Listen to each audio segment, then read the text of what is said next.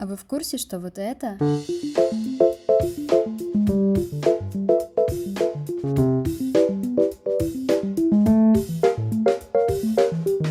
то же самое, что и это?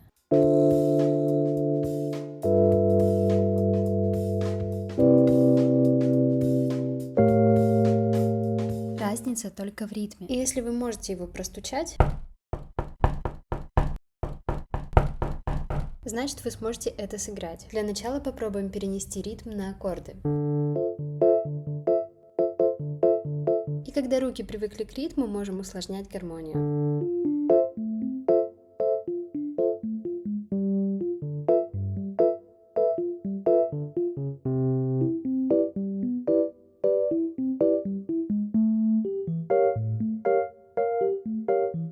Ну а если тебе интересен фанк, переходи в мой телеграм-канал, где я создала 7-дневный интенсив по фанку на фортепиано.